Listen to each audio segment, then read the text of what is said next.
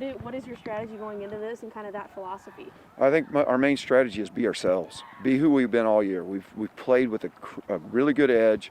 Our seniors have led tremendously, and we do things the way we do them. Don't try to be somebody else. At this point in the year, you got to be who you are. You pretty much know after 14 games who you are. So let's be who we are and play to the confidence level we can play.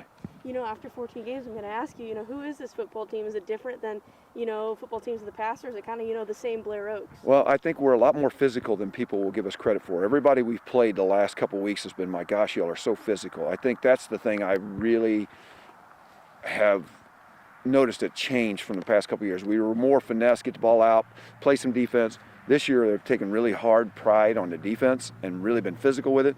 On the offense, the way we've been running the football lately, we've been running like a running team. We can throw it all over the yard, but our physicalness at the point of attack has really been impressive on our run game. Mm-hmm.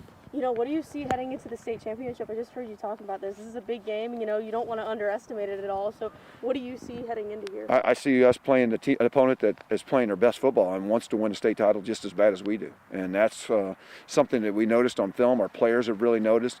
This is going to be a really, really hard-fought football game. This is a team that does not beat themselves in Maryville. They don't turn the ball over. They don't have any penalties. They just completely play error-free football. We're going to have to replicate that in order to have a victory.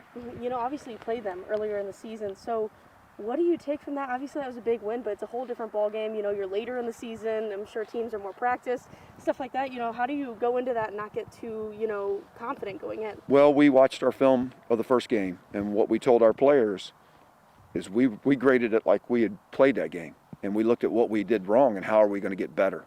Because there was a lot of things we did wrong in that game. A lot of things went our way. So what can we do better, and how can we prevent what went wrong in that game from going wrong again?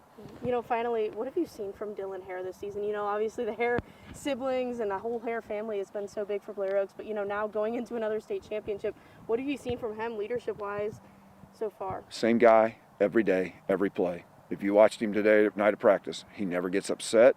He never gets too high. He never gets too low. He's the same guy every day, but he has that inner burning fire to be a better player each day.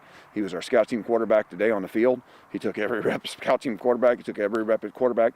He wants to be as good as he can be, but he also wants to help his team win, and he's just a humble, humble guy.